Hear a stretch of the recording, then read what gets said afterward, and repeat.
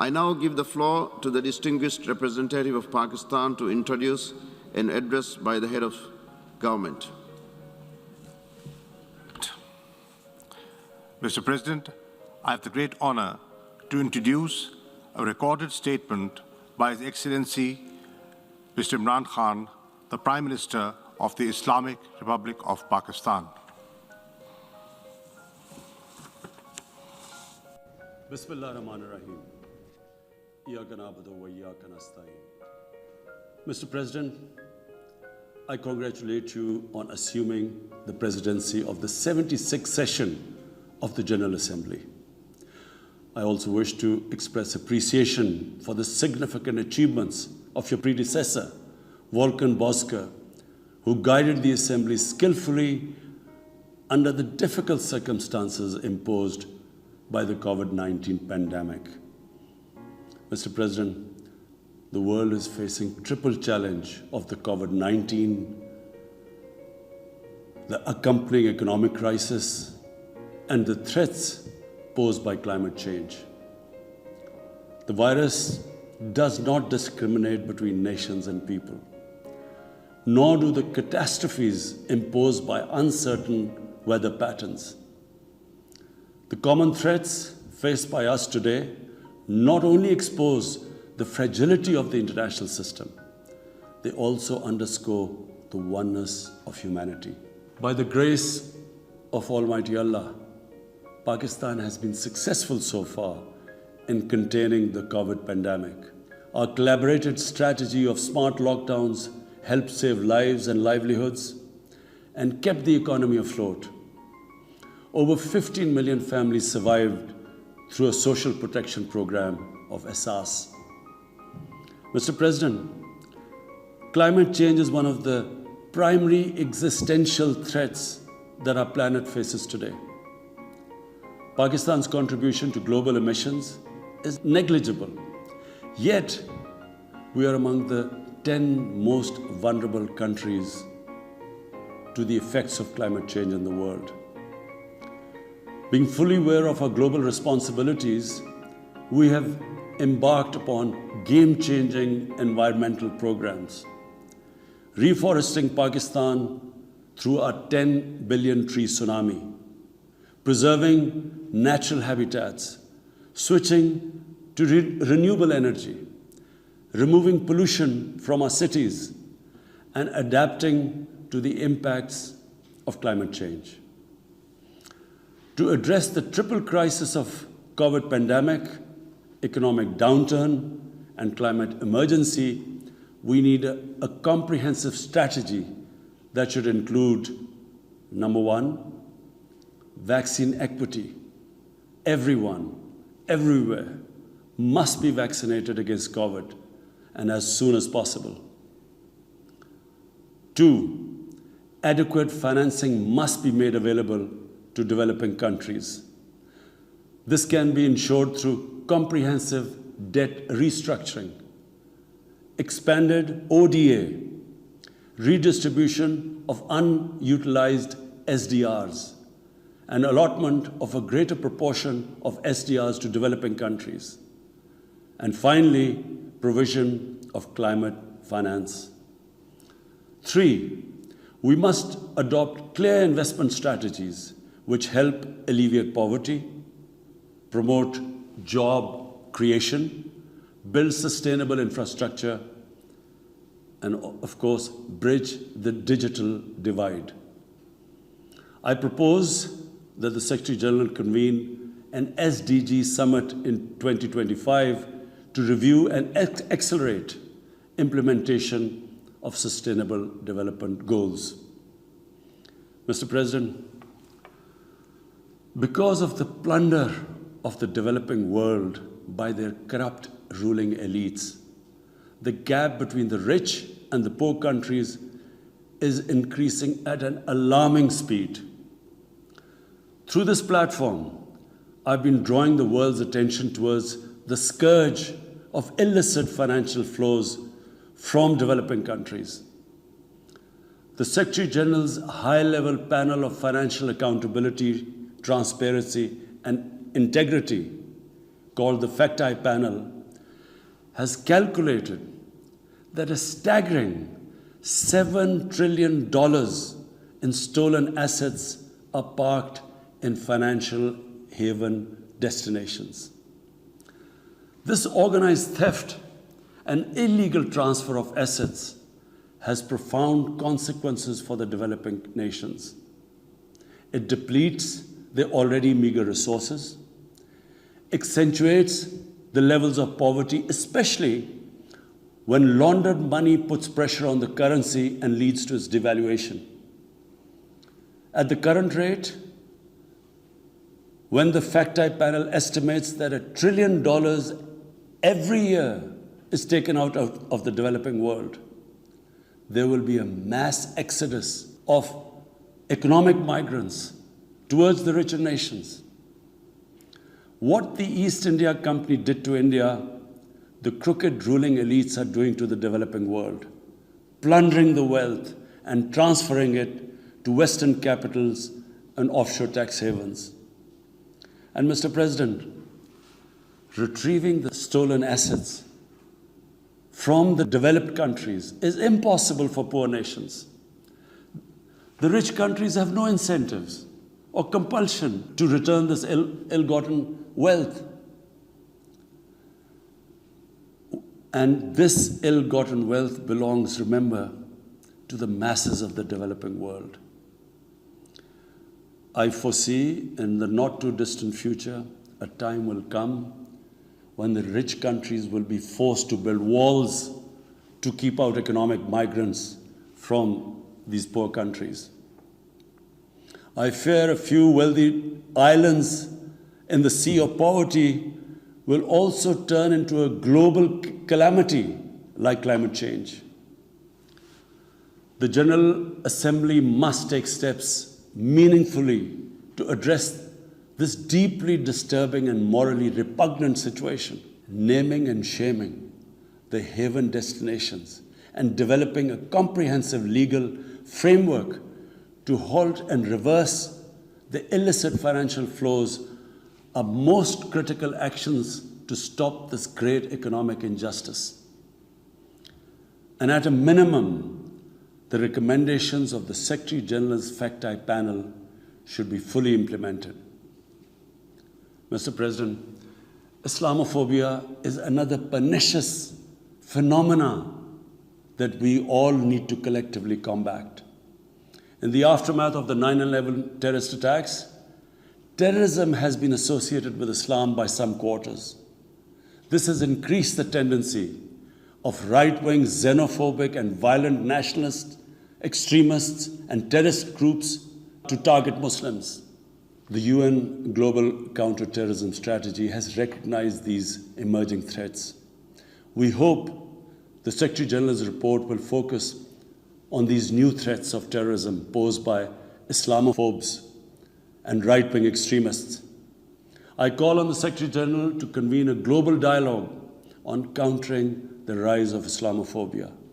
Our parallel efforts at the same time should be to promote interfaith harmony, and they should continue. Mr. President, the worst and most pervasive form of Islamophobia now rules India. The hate-filled Hindutva ideology propagated by the fascist RSS BJP regime has unleashed a reign of fear and violence against India's 200 million Muslim-strong community. Mob lynching by cow vigilantes, frequent pogroms such as the one in New Delhi last year, discriminatory citizenship laws to purge India of Muslims, and a campaign to destroy mosques across India and obliterate its Muslim heritage and history are all part of this criminal enterprise. New Delhi has also embarked on what it ominously calls the final solution for Jammu and Kashmir dispute. It has undertaken a series of illegal and unilateral measures in occupied Jammu and Kashmir since 5th August 2019. It has unleashed a reign of terror, by an occupation force of 900,000.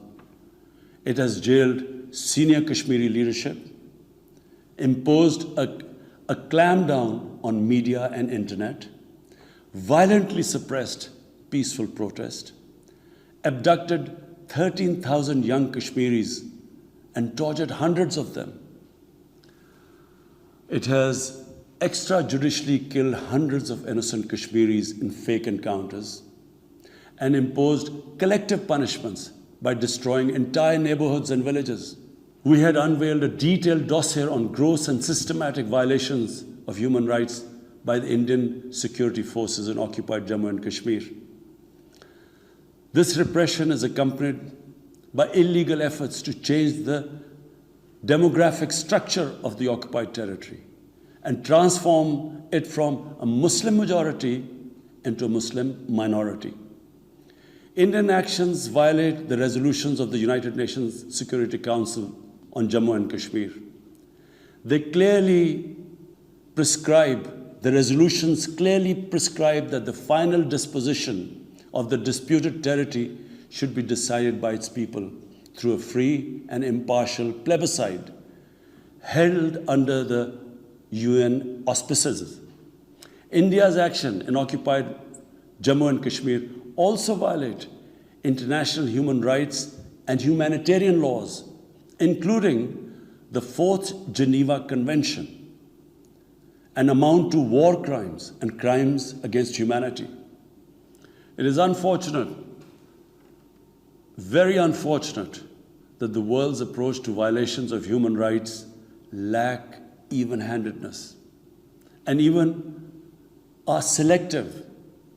Geopolitical considerations or corporate interests, commercial interests, often compel major powers to overlook the transgressions of their affiliated countries. Such double standards, and the most glaring in case of India, where this RSS-BJP regime is being allowed to get away with human rights abuses with complete immunity. The most recent example of Indian barbarity was the forcible snatching of the mortal remains of the great Kashmiri leader, Sayyid Ali Shah Gilani, from his family, denying him a proper Islamic funeral and burial in accordance with his wishes and the Muslim tradition. Devoid of any legal or moral sanction, this action has been against the basic norms of human decency. I call on this General Assembly to demand that Sayyid Gilani's mortal remains be allowed to be buried in the cemetery of martyrs with the appropriate Islamic rites. Mr. President, Pakistan desires peace with India as with all its neighbors. But sustainable peace in South Asia is contingent upon resolution of the Jammu and Kashmir dispute in accordance with the relevant United Nations Security Council resolutions and the wishes of the Kashmiri people. Last February, we reaffirmed the 2003 ceasefire understanding along the line of control. The hope was that it would lead to a rethink of the strategy in Delhi. Sadly, the BJP government has intensified repression in Kashmir and continues to vitiate the environment by these barbaric acts. The onus remains on India to create a conducive environment for meaningful and result-oriented engagement with Pakistan. And for that, it must do, number one, reverse its unilateral and illegal measures instituted since 5th August 2019. Secondly, stop its oppression and human rights violations against the people of Kashmir. And three, halt and reverse the demographic changes in the occupied territory. It is also essential to prevent another conflict between Pakistan and India. India's military buildup, development of advanced nuclear weapons, and acquisition of destabilizing conventional capabilities can erode mutual deterrence between the two countries. And now, Mr. President, I want to talk about Afghanistan. the current situation in Afghanistan, for some reason, Pakistan has been blamed for the turn of events by politicians in the United States and some politicians in Europe. From this platform, I want them all to know the country that suffered the most, apart from Afghanistan, was Pakistan when we joined the US war on terror after 9/11. 80,000 Pakistanis died. $150 billion was lost to our economy. There were 3.5 million internally displaced Pakistanis. And why did this happen? In the 80s, Pakistan was a frontline state in fighting against the occupation of Afghanistan. Pakistan and the United States trained mujahideen groups to fight for the liberation of Afghanistan. Amongst those mujahideen groups were Al-Qaeda, were various groups from all over the world. They were mujahideen, Afghan mujahideen. These were considered heroes. President Ronald Reagan invited them to White House in 1983. And according to news items, he compared them to the founding fathers of the United States. They were heroes. Come 1989, the Soviets leave. So do the Americans, abandon Afghanistan. Pakistan was left with 5 million Afghan refugees. We were left with sectarian militant groups which never existed before. But the worst cut of it was that a year later, Pakistan was sanctioned by the US. We felt used. Fast forward 9/11, Pakistan is needed again by the US because now their US-led coalition is now invading Afghanistan, and it could not happen without Pakistan providing all the logistical support. What happened after that? The same mujahideen that we had trained that fighting foreign occupation was a sacred duty, a holy war or jihad, they turned against us. We were called collaborators. They declared jihad on us. Then all along the tribal belt bordering Afghanistan, the Pakistan semi-autonomous tribal belt, where no Pakistan army had been since our independence, they had strong sympathies with the Taliban, Afghan Taliban, not because of their religious ideology, but because of Pashtun nationalism, which is very strong. Then there were 3 million Afghan refugees still in Pakistan, all Pashtuns, living in camps, 500,000, the biggest camp, 100,000 camps. They all had affinity and sympathies with the Afghan Taliban. So what happened? They too turned against Pakistan. For the first time, we had militant Taliban in Pakistan. And they too attacked Pakistan government. When our army went in the tribal areas for the first time in our history, whenever an army goes into civilian areas, there's collateral damage. So there was collateral damage, which multiplied the militants to seek revenge. But not just that. The world must know that in Pakistan, there were 480 drone attacks conducted by the US. 480 drone attacks. And we all know that drone attacks are not that precise. They cause more collateral damage than the militants they are targeting. So, who did the people whose relatives were being killed? Who did they seek revenge? Against Pakistan. Between 2004 and 2014, there were 50 different militant groups attacking the state of Pakistan. At one point, people like us were worried that will we survive this? There were bombs going all over Pakistan. Our capital was like a fortress. Had it not been for one of the most disciplined army in the world and one of the best intelligence agencies in the world, I think Pakistan would have gone down. So when we hear this at the end, there's a lot of worry about in the US about taking care of the people who helped them, the interpreters and everyone who helped the US. What about us? The only reason we suffered so much was because we became an ally of the US, of the coalition in the war against Afghanistan, where there were attacks being conducted from Afghan soil into Pakistan. At least there should have been a word of appreciation. But rather than appreciation, imagine how we feel when we are blamed for the turn of events in Afghanistan. After 2006, it became apparent to everyone who understood Afghanistan's history that there would be no military solution in Afghanistan. I went to the US, I spoke to think tanks, I met at the time Senator Biden, Senator John Kerry, Senator Harry Reid. I tried to explain to them that there would not be any military solution and political settlement was the way to go forward. No one understood then.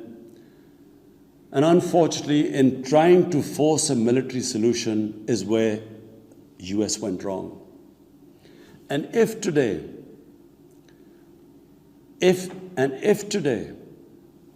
the world needs to know why the Taliban are back in power, all the world has to do is do a deep analysis of why 300,000 well-equipped Afghan army, and remember, Afghans are one of the bravest nations on earth. Why did this 300,000 Afghan army give up without a fight?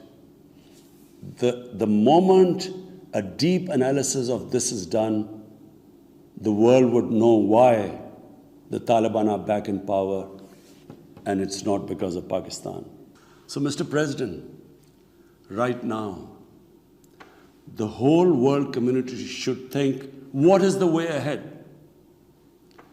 There are two paths we can take. If we neglect Afghanistan right now, according to the UN, half the people of Afghanistan are already vulnerable. And by next year, almost 90% of people in Afghanistan will go below the poverty line. There's a huge humanitarian crisis looming ahead. And this will have serious repercussions, not just for the neighbors of Afghanistan, but it will have repercussions everywhere if a destabilized, a chaotic Afghanistan again becomes a safe haven for international terrorists. The reason why the US came to Afghanistan in the first place. So therefore, there is only one way to go. We must strengthen this current government, stabilize it, for the sake of the people of Afghanistan. What have the Taliban promised? They will respect human rights. They will have an inclusive government.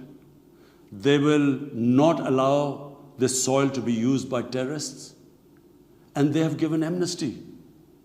Now, if the world community incentivizes them, encourages them to walk this talk, it will be a win-win situation for everyone. Because these are the four things that in Doha, when the US was talking to the Taliban, these were the conditions the dialogue was all about. So if the world can incentivize them to go this direction, then after all, this 20-year of presence, of coalition presence in Afghanistan would not be wasted, because Afghan soil would not be used for international terrorism. So I end my talk, Mr. President, by urging everyone that this is a critical time for Afghanistan. You cannot waste time. Help is needed there. Humanitarian assistance has to be given there immediately. And the Secretary General of the United Nations has taken bold steps I urge you to mobilize the international community and move in this direction. Thank you.